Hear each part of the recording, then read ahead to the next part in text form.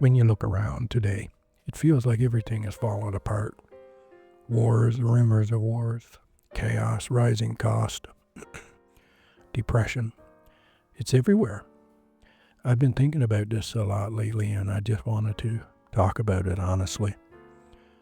Hello friends, welcome back to the channel. In this video I want to talk about the times we're living in and how we are supposed to live as Christians right now. I'm not a pastor, I'm not an expert, and I'm not here to scare anyone.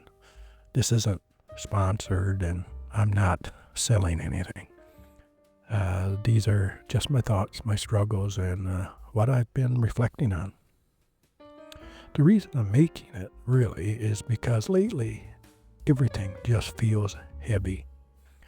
Everywhere you turn there's talk of war, government control, rising costs, fear, and uncertainty. If you sit in it too long, it's depressing. And I think a lot of people are feeling worn down by it. I know I am. The way I try to deal with it, deal with all of this is pretty simple. I try to stay close to God, even when it's hard. I don't always do it perfectly, by no means. Some days my faith feels strong, other days it doesn't. Most days it doesn't. I try not to panic, not to jump ahead of events, and not to let fear control how I live my life. One thing that helps me is keeping perspective. Again, it's not done perfectly. People before us lived through world wars, depressions, and disasters, and many of them believed the world was ending in their lifetime. That doesn't mean they were foolish. It means they were human.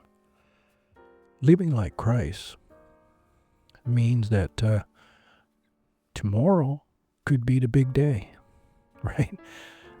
It reminds us to focus on what actually matters. Faith, family, character, and how we treat others. But I'll be honest, it's not easy. Like I said, life feels harder now. Money doesn't go so far. Everything costs more. People are stressed, anxious, and frankly exhausted. It's hard watching your children go without things. It's hard seeing people struggle while governments spend recklessly and ignore everyday needs.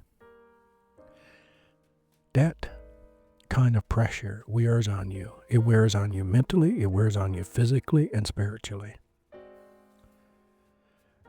A question people always ask, not necessarily to me, but I see it asked in comments all the time on other channels, is this the end?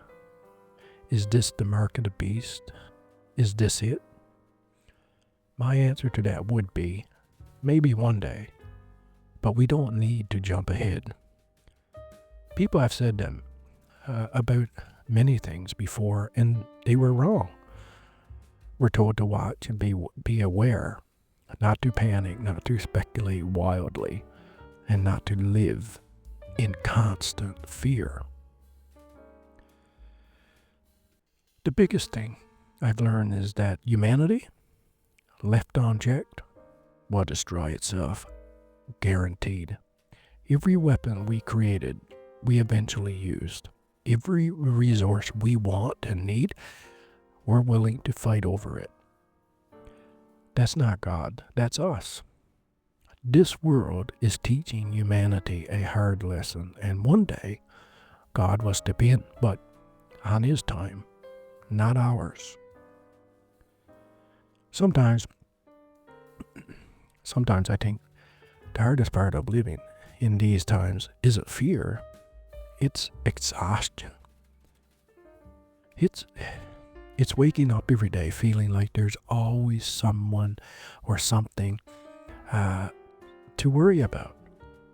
Something else breaking, something else demanding attention, something else in the news that's doomsday mentality. And I don't think we talk enough about how draining that is, not just mentally, but spiritually too.